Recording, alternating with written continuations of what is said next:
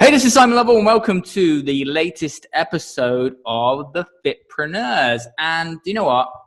Recently, I've been taking on a lot of couples into the business, and I suddenly realized that we really need a brand new series on Fitpreneurs. And so I decided to come up with the Fitpreneurs Power Couples. And of course, we've got Valentine's just around the corner, which means that, everyone's going to be doing the posts around, train together, stay together, all of that. And so I'm super excited to bring the first fitness power couple to the show today, Mandy and Sami. Welcome. You guys are all the way over in Vegas. Great to have you on.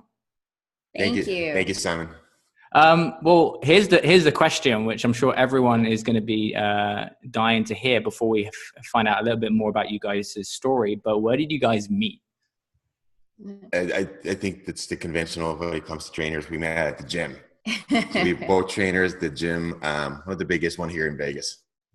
Nice. Yeah, 4 years ago. Yeah, we met. We just celebrated. So this Saturday now was actually the 4-year anniversary from our first Facebook communication between us two. So we met at the gym, but first started communicating through Facebook, believe it or not. So we had seen each other for probably close to a year at the gym and never talked, never knew each other's names, just kind of passed by and obviously found each other attractive. But through Facebook, we started communicating and we're both independent trainers. So at the time, we're just train our clients, go to home, and come to the next one. So we didn't do that much socializing among all the other trainers. So we're kind of similar in that way. So let's get to you, Mandy, first. So when you guys met, where were you on your fitness journey? Had you been competing yet? I'm just interested to know where you both were on that journey and then how it's evolved. Yeah. So when I first met Sami, I was already a fitness pro. I had already competed in my I competed in 2 pro shows. One of them I placed 3rd in the world at the pro fitness level. So I was already building my brand and establishing a name in the fitness industry when I met Sami. And definitely one of the funny stories is I saw him many times, and one of the times he was filming a video, like a professional video, in one of the corners of the gym before we met. And I had seen him and go, oh my God, that is a beautiful specimen. Just, obviously gorgeous. I mean, you can't deny that when you see him. However, he was filming this video and I walked into that corner of the gym behind the videographer and he actually stopped talking. And I go back to my client and I'm like, oh my God, that guy's so full of himself that he stopped talking when I breathed the air in his side of the gym. So at first, he's this gorgeous guy and I definitely thought he was going to have one of those big egos. However, come to find out, his side of the story is that I distracted him. And yes, well, the thing is, I was shooting a commercial for my sponsor, the big supplement brands, and I had this massive long monologue that I had to memorize, and English is still my second language, so like I'm already panicking up with everything, and now she's walking behind a videographer, and I'm like, all right. Here's the lady that I've been Googling here at the gym, and now when I'm supposed to be on my sharpest, she becomes right in front of me. I'm like, okay, I'm kind of distracted over here. Yeah. So Sami, what were you doing in your career at the time? Just give people a backstory into you. So I came to US 2010, New Year's Eve. So I just went past my 8 years in the US. So my previous career was pretty much around the security business. After I got out from military, I do have a bachelor's in exercise science, but I never actually pursued that career as passionately as I did when I came to US. So on 2004, when we met, I was just starting picking up some big fitness photo shoots, and I was building my own training business. Good stuff.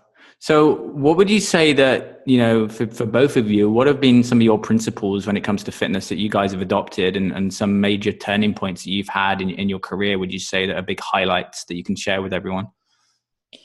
Well, training in the gym was one thing, but once I discovered online training and how I was able to expand my reach far beyond just trading time for dollars in the gym, that's when my network and business really started to expand, because I was able to help people through, online training with workouts and meal plans and all their nutrition.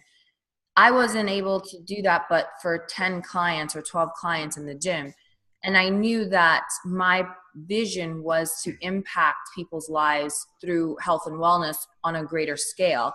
I just hadn't figured out the vehicle yet. So a few years ago, when I started online training, that part expanded.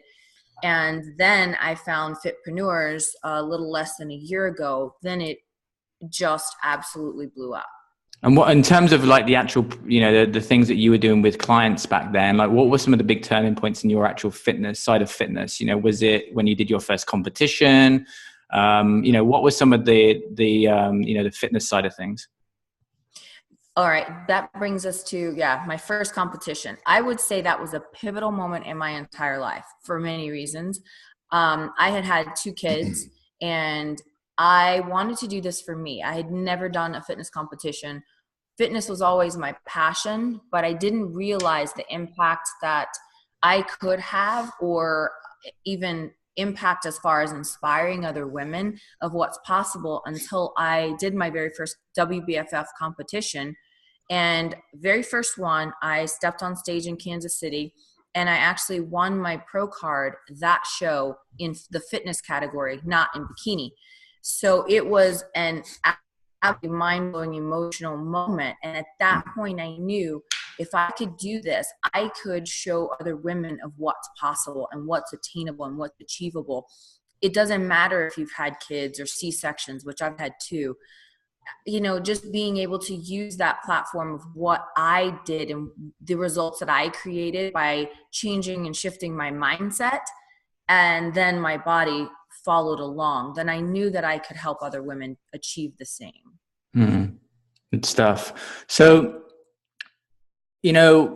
you're both working together now. And when I use the phrase power couple, I really talk about it when couples are working together in their business, but it hasn't always been that way. And you guys are now in a very different position. And I can see all the amazing things that you're doing together, and the collaboration is amazing. Let's wind back to that conversation, Mandy, of where you were like emotionally in the business when we had that conversation in the car. Like, what was really going on for you in the 3 months leading up to that? A lot of stuff was happening. Sami was working nights every night since I had met him 4 years ago. He was part of a Vegas show. I'll say Chippendales, because he's now right now retired. But back then he was working every single night, and we've obviously adapted to that. But my biggest thing was I wanted more time with my husband. I wanted to spend more time with him and have him home at night. And that was one of my compelling whys, and to be able to spend more time with my kids, because I was the one working on the online training, and he was a little resistant to joining in at first. Yeah, I had my own career plan. I was already, when we first met, I had this idea of concierge type of personal training where we'll hire a higher end service that where I cook occasionally all of my clients as well, go to grocery shopping with them. So it was very time consuming form of service that I was at. So I don't want to say burned out, but I thought there's going to be more for me and for us than just this. So I started going back into security business and start making moves on that area. And I don't want to say that I completely abandoned fitness and training, but I was definitely leaning towards the other direction.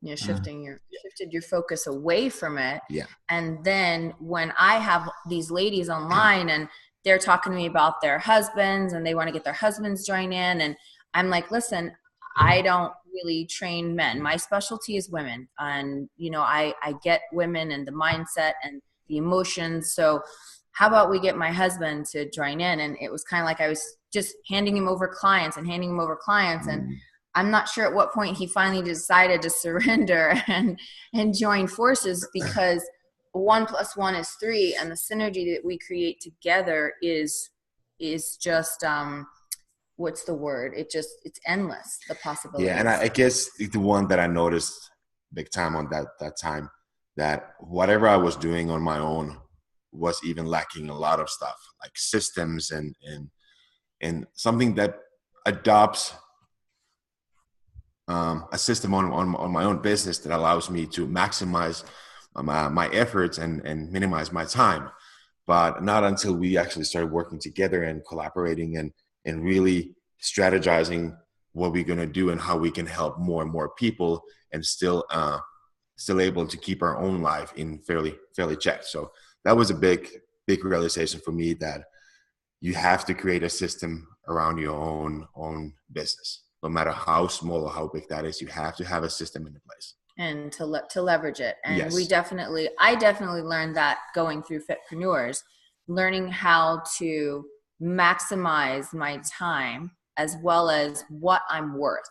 That was, I would say, probably within week 1 of going through the Fitpreneurs program, the shift in the mindset with you, Simon, as to what I'm worth to charge my clients was huge. I mean, when that shift came, it was like a light bulb went off, and I'm like, oh my goodness, I was there when the lights were turned on. So I definitely experienced that shift from a viewer's perspective as well. So that was a big shift. And that happened over a few days to 2 weeks, and that's when I really noticed that this woman is onto something. So Mandy, let's go back to that conversation in the car when you were in, I think you were coming out of like a hotel in Vegas. But where were you emotionally at that time? Like, just what was going through your head, and what did you want? What were you desiring? Oh my goodness. I remember being so emotional in that conversation with you. I felt helpless in a way that I wasn't going anywhere. It felt like I was at my maximum capacity with emotions. My mom had just moved in with us from Louisiana. Having a teenage daughter, we had some stuff going on there. Not having my husband home at night with me and alongside me to build this, I felt like it was almost like I'm stuck, and I need some direction to guide me and help me break through this limiting program that I'm going to be right where I am forever. And I know that's not realistic, but in that moment, I just felt so desperate for a change, desperate for something, because I saw my vision and I believed it in my heart, yet I wasn't able to actually get there. I didn't know how I was going to get there. I didn't know what that vehicle looked like, because I felt like I was spinning my wheels and not moving forward and really building something that I envisioned. So I find a lot with people in similar situations is like they have big followings, but they maybe don't capitalize on it. There's the revenue isn't behind, the business model isn't there. Is that something that you were feeling like you were putting a lot of work in and had the following, but there wasn't something which was facilitating the monetization of that? Absolutely. And now I'm just starting to tap into it. And back then, I have a big following on social media, and felt like I didn't know what did I need to do to monetize it. I didn't know what the how was, what those tools were to actually capitalize on getting those followers to entrust in me, or to make a decision to do the online training. There was so many questions that I had, and definitely it was not knowing how to monetize it. And I knew that these people were following me for a reason. I just didn't know how can I help them, and how can I leverage my knowledge and experience to really, really connect with my own following. There was things too. Sorry.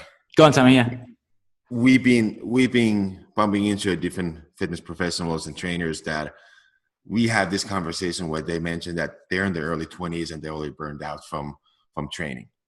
Whether it is one-on-one training or whether it is online training, it's people are making decent money, but they're basically burning the candle from both ends. So eventually it's going to burn out, and they're going to realize like, hey, I'm completely emotionally and physically, I'm done with this business. And that's just more common thing to hear now. Yeah, actually it is, because people, you know, as health professionals, not knowing how to leverage what they have, and whether it's a partner or coworker or product, or they don't understand what the benefit is to adopt something, whether it is a business partner or a coworker, or even something that works for you, or an app or a product. So that's the thing for us, that we learn how to, doing the research, what would be beneficial for us and our clients, how would make our time easier. Sami, I want to ask you, so what was the shift that you saw in Mandy? So she came into the program, but from your perspective, because, you know, here's your situation. You're with your partner, and, you know, all of this is going on. You're probably feeling the stress from her. Maybe there's stress with you. Like, what was the turning point where you're like, holy shit, this is shifted? And I'd just be interested to get from your perspective. She was working for different consultation companies, in a way how she can monetize websites and how to build up the tech side of it. But I definitely felt that she was overwhelmed with everything, that there's a few different things that were trying to pull her in a different direction, whether it is writing a book or which companies could collaborate. So I noticed that she was really scattered. So she was trying to grab all of these opportunities, but she didn't know what to do with them. And not until she had coaches from Fitpreneurs and literally doing a homework and putting the work in, I really noticed that everything started to come to a perfect harmony. So she was dropping things off that she noticed that doesn't serve her or her business at the moment, or doesn't serve us, as well as pulling the right synergistic people in to support what she's about to do. And the clarity that she got from the program was amazing. So I can, like I said earlier, it was mind blowing to see the shift. Not just only how she produced income, but how her energy shifted. Mandy, let's go to you.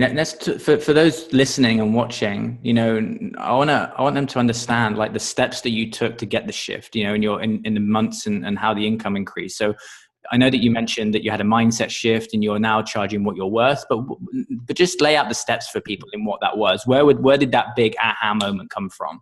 Was it the first sale that you made? Was it then putting together like the program with like and putting something on Facebook? So just explain. It'd be great to explain the steps.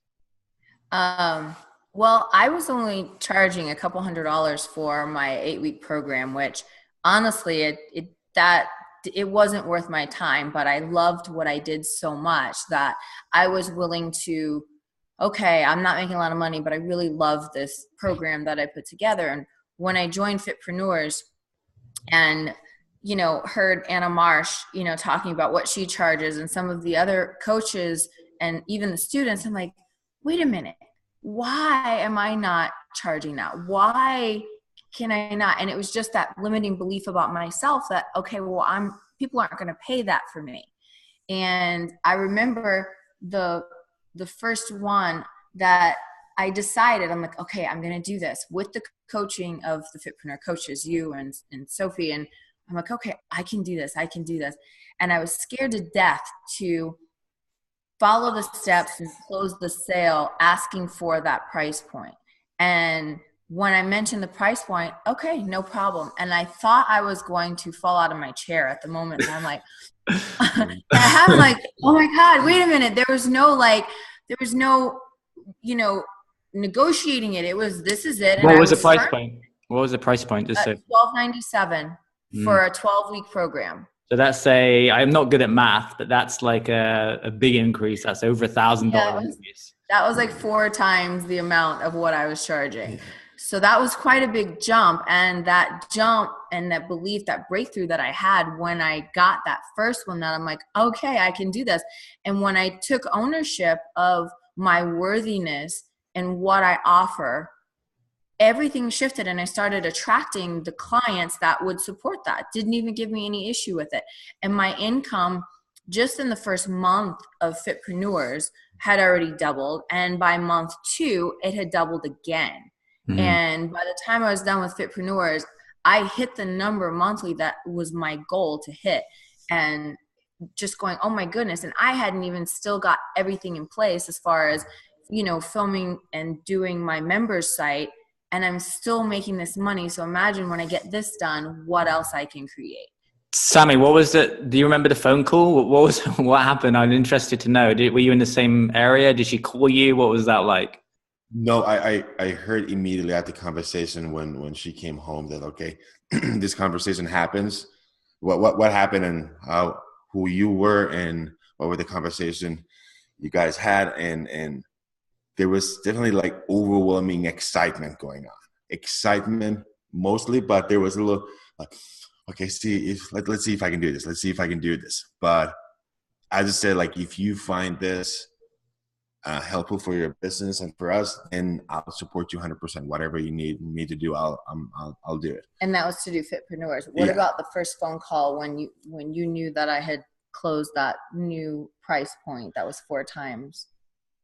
It made perfect sense. We broke down all the price points, what led her to get the price into this point, and then we had the conversation how that is only not for the income, but as well as when you're financially invested on your efforts. She also seemed to attract a lot more inspired and motivated clients. Mm-hmm. So I can't remember who was the first client you closed for that price point. So I'm just trying to wrap my head around that. But it was a big shift. Good stuff. Absolutely. Meaning she would make the same income from one client that she used to do with the whole entire group. Right. Yeah. So Yeah. And what did that do to your confidence, Mandy, for moving forward?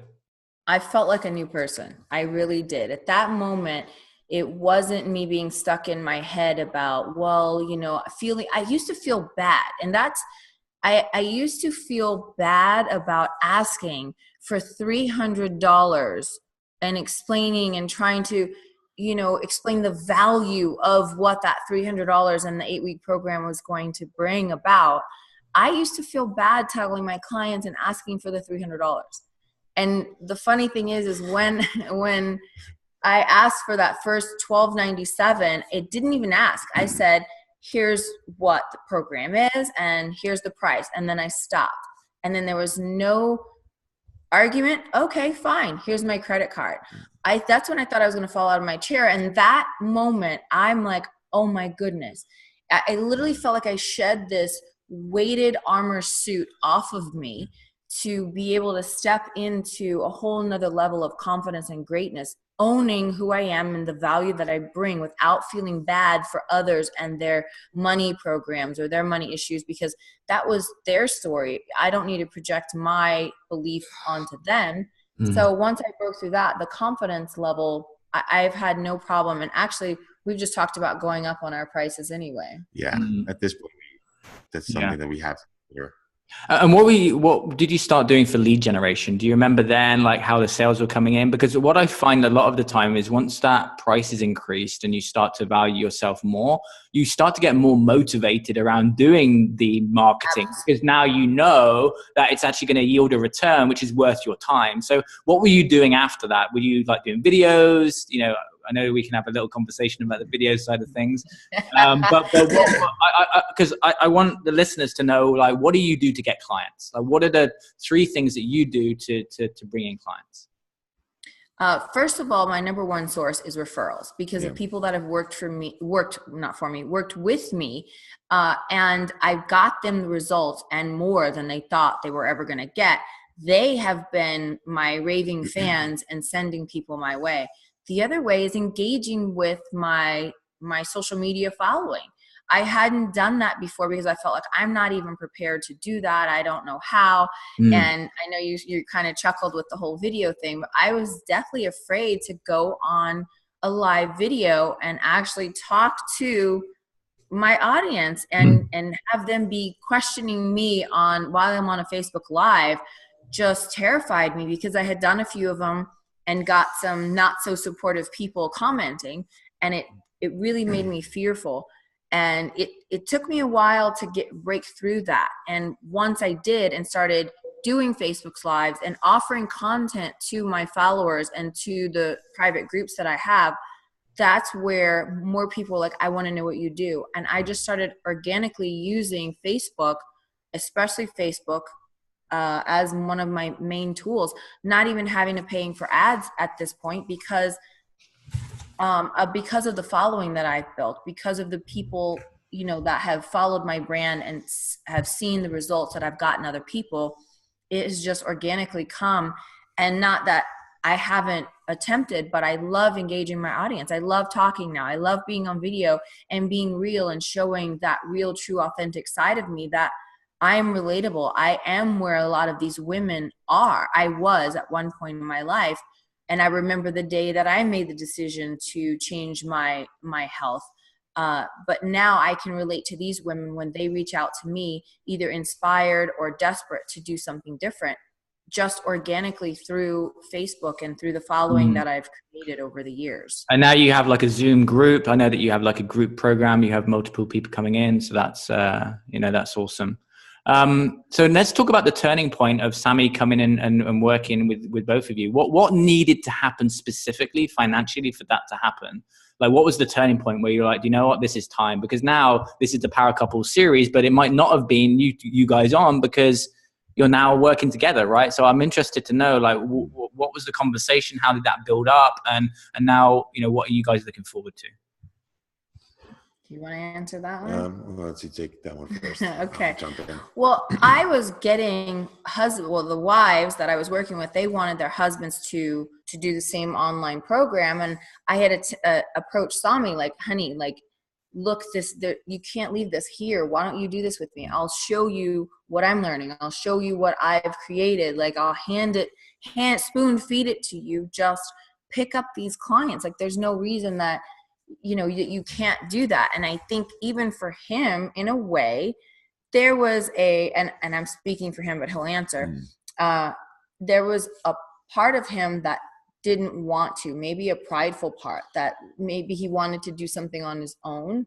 And to get him to finally surrender was what took a little bit of time to actually start, okay, I'm not just going to pick up these clients. Now I'm going to start building my own.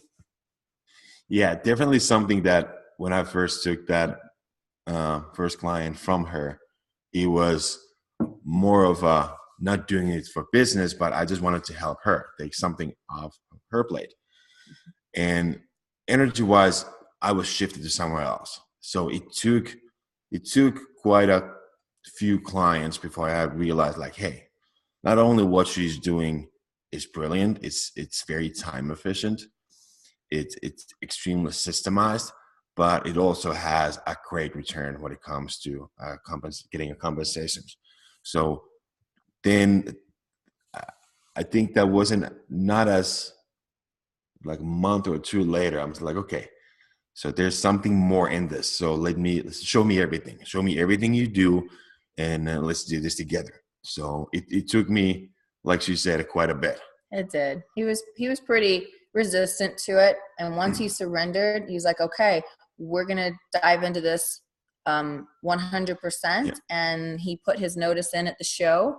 And it was a little scary over the last month. It was bittersweet. Yeah, it was bittersweet. And, we were both kind of nervous. Okay, like, this is burning the boats. This is, we're going to make this happen. And once we put our mindset together and our energies together, what we've created has really been amazing. Yeah, things really fall into places after that. So once we just made a conscious choice, we're going to pursue this 100%. Our basically universe lined us everything for us. So different partners and companies started getting alignment what we were about to do, and we basically just picked the ones that serves not just only us the best, but our goals and our clients the best. So now we're literally engaging people on Facebook Lives 2-3 times a week. A couple thousand every time that we do a Facebook Yeah. Live of views. So it's definitely yeah, we're expanded. we're a little mindstorming how we can engage new demographics. And now when Valentine's Day are coming, she was thinking like, hey, let's do something. We're already training couples. Let's do like a little couples challenge, something that couples can work out together, but also have a little date nights where they can do healthy cooking together. So looking different ways to engage, that's been a big shift for us. Yeah. Cool. And what are you guys excited for the future now? Is there, are you having to deal with some different challenges now that you're both working together and you're seeing more with each other? So what are some relationship tips you might want to give people? I just communication. That's the big thing that we constantly have to make the choice every day. The moment we wake up, we have to communicate everything. Mm-hmm. Whether it is just the everyday task or work thing, you just have to be, when you're working together 24/7, the friction might be there if you're allowed to come between you guys. Mm-hmm. But you just have to communicate. You have to respect the other's choices and try things out. But most of all, you have to be respectful of who you work with.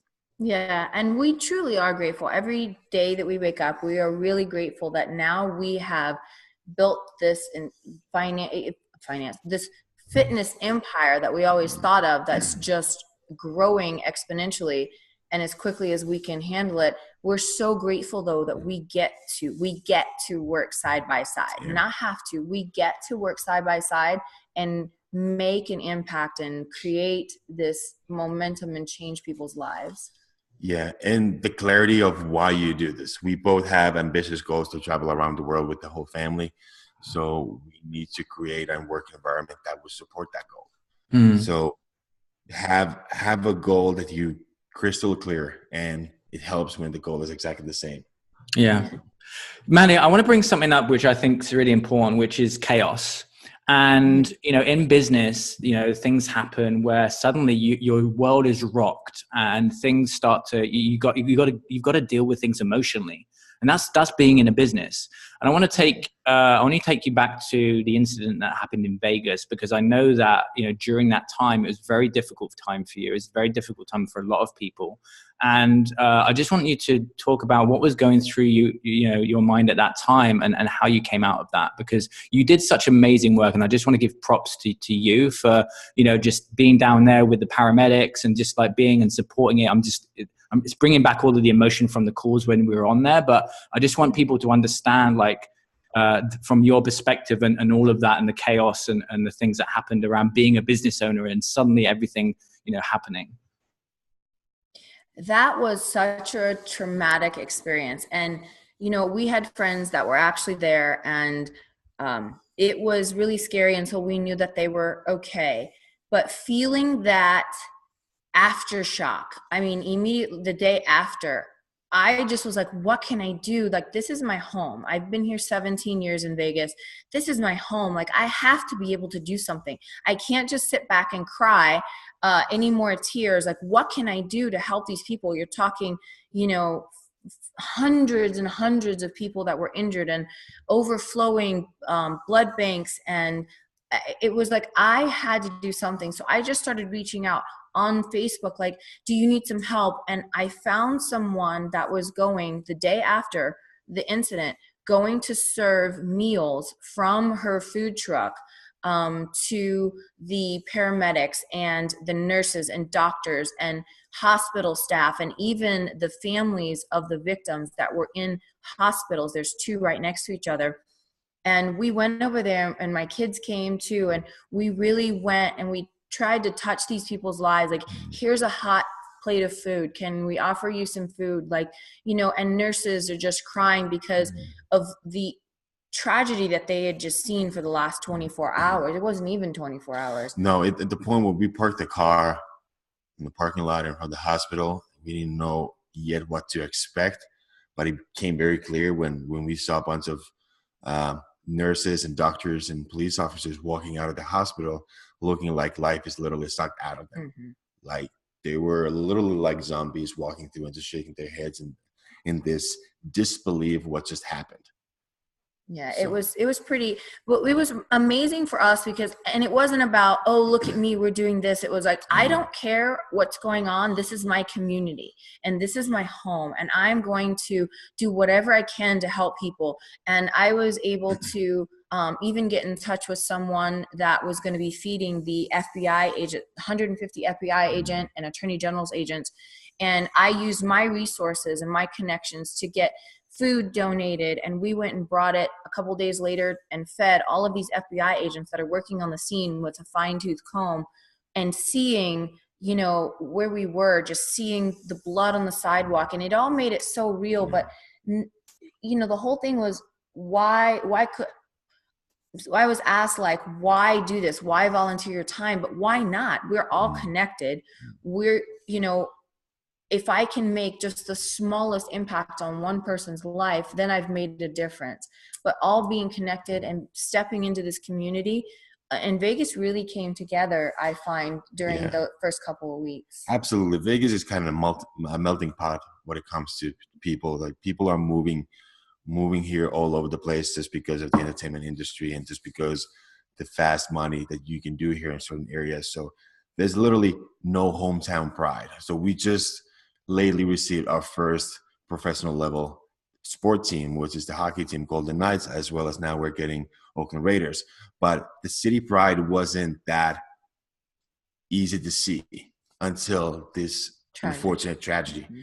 So the Vegas Storm literally became the city's mantra that you can see all over the place. And the first time that I've seen that, when I've lived here almost 8 years at that point, I literally saw this like, okay, there is this hometown pride, and that was a little peak of hope on the middle of all that sorrow. And that we had the opportunity to. We're very fortunate that because we are entrepreneurs, we are fitpreneurs, that we're able to step aside from our business momentarily to go and help the community and make a difference. And to me, that's, we were just talking about last night about how we want to do more volunteering and helping, you know, impact the world from a volunteer standpoint, whatever we can do to give back. Yep, absolutely. Good stuff. And getting back into business mode after that, just share a little bit about that. Was it really difficult? Did you go, you know, have any particular things that you did to get back on track and the support, you know, just coming out of that difficulty? To be honest, I felt after that tragedy that I need to be more vulnerable. If today is the last day of my life, what can I give? What part of me can I share? Because I think I was holding back, and that was part of my whole video breakthrough was, oh my goodness, like, you know, there were children who lost their moms, there were spouses who lost their wives, all of that. And I'm like, wow, what if today is the last day of my life? Why am I holding back me from my husband, from my kids, from my community, from my clients, from my following? Like, I was holding me back. And finally I'm like, you know what, screw this, I'm not going to hold back anymore. And I think from that tragedy came that gem for me of that golden nugget was, wow, I need to not hold back. And I went and started doing Facebook Lives, and now I've been able to get more vulnerable and be real. Not that I wasn't real, but really connecting emotionally with people on a different level than I had before all of that. And for me, it was, I've been in the middle of the chaos, being in the military and private security for a long time. So I've unfortunately been exposed to horrific things like that in my life. But when it happens right in the backyard and you have multiple people that you personally know being involved and you hear their stories, for me, it's really to be present no matter what you do, whether you're in your business, whether you're with your family, be present. Don't just put the autopilot mode on and just cruise through the days and weeks. if you really want to get a rewarding life, you have to be open to enjoy it as well. Not just enjoy it, but be present and enjoying the moment where you're at, whether it's a conversation with your client or with a conversation with your significant other, but you have to be present and you have to be real with myself. Meaning if I don't have my goals clear, then I'm never going to achieve it. If I'm not clear with myself, where I'm at right now, mentally, emotionally, spiritually, and physically, then I'm never going to be able to get where I want to be.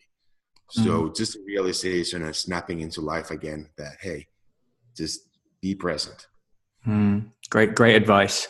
Some parting words from you, Mandy, on just if anyone's listening and watching that's in a similar situation, you know, with where you were, what would be just some steps that they can take right now to get them into momentum, you know, just to get the business, you know, going again. Maybe someone's listening to this and they're really struggling, or maybe they're in a point where they're thinking of leaving the industry and they're just thinking about doing something different. What would you suggest for someone in that place that really is looking to make this year their best year, you know, not just in terms of revenue, but also in impact?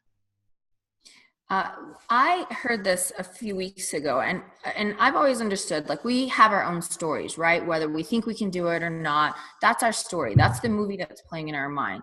And sometimes when you're really in it, when I'm really in it, I should take accountability for me, that movie that's playing is not the best movie and visual picture that I want to see, and it doesn't serve me. And getting that to shift when you're in it is sometimes challenging. So I get that, where you get frustrated and feel like you're not going anywhere, and learning to buy into someone else's belief. You know, maybe borrow someone else's story about you that, you know, when I wanted to give up at times, he would tell me, no, honey, you can do this. You're capable. You are deserving. You're brilliant at this. You have so much to offer. And even though my story didn't align with that, his story aligned with my vision. So borrowing someone else's story until it becomes the one that's playing over and over in your own head, and being able to shift that movie and just going for it, like just doing it, like not holding back. Like I say JFDI and just effing do it. JFDI, go for it. It doesn't matter what do you have to lose. I know there's fears to break through of rejection and the fear of, you know, failure. And the fear of success. Yeah. Sometimes I have that too. Just going and doing it, and borrow someone else's belief, borrow someone else's story about you being capable or about you being deserving or gonna be successful. Borrow that until you make it happen. What about you, Sami? Whether you're struggling or you just want to start the business on fitness, just have the conversation with yourself if there's something that you really want to do. I know that the industry might be rewarding money-wise, but there's so much more. The reward really needs to be helping the people. And if your mind is not really 100% committed what you're doing, when life happens, you will drop off. So you have to have the conversation with yourself that, okay, the money is okay, but are you willing to go through the extra mile when things get tough? And I had personally that conversation with myself when I decided to partner with Mandy, and was like, you know what? Yes, this is something that I really want to do. I'm really passionate about it. If I find it really rewarding when I get to change people's lives. And now we're getting, I want to say everyday basis, we're going to get testimonials from our clients, like how they changed their whole lives. And they thankful to us. So that's the real reward you get from this. Yeah, the why. The compelling why has to keep you going and motivated. Like, why do you want that goal? Why do you want to create this successful business? Not just for the money. There has to be something way deeper than that. And I think whatever the individual goal is, whether it's a weight loss or financial or business goal, finding that compelling why and really deep down underneath all of that why is going to keep you going and staying focused on, why am I doing this? Why did I set out on this journey in the first place? that will keep that momentum going in times of, frustration or discouragement. Having that why do you want that goal? And if you don't believe yourself what you're doing, how can ever your clients can believe on that? How can they ever buy into the mindset that, yeah, I can lose this weight, or I can feel healthier, or I can feel better, if you just browsing through the emotions and just and writing invoices to them? No, this has to be something deeper. You really have to commit 100% of what you do. Great advice. Fantastic, guys. So awesome. So many words of wisdom from you guys just flowing out. Where can people contact you if they want to reach out, on social or websites? On social media, it's Mandy White Fitness, and my website, mandywhitefitness.com. We're in the process of getting website redone, and our program is called Get Lifted, and it's Lifted is LIFT 3D. And the reason we did that was an acronym for Living Inspired, Forever Transformed, in 3 dimensions: mind, body, and soul. Yeah. Great. So getlifted.com, mandywhitefitness.com. And we're both social media, Mandy White Eskelin and Sami Eskelin. Yep. Good stuff. Thank you for coming on. And my last parting question is Valentine's. What do you do? Are you fan or not? What's the deal on Valentine's? I think Valentine's Day always have a special meaning for us, because I think we started officially dating over like a week before. So we had a big Valentine's Day weekend in the beginning of our dating. So I always remember that. So whenever Valentine's Day is close, my head goes back to what happened 4 years ago and what amazing time we had. Yeah. Great.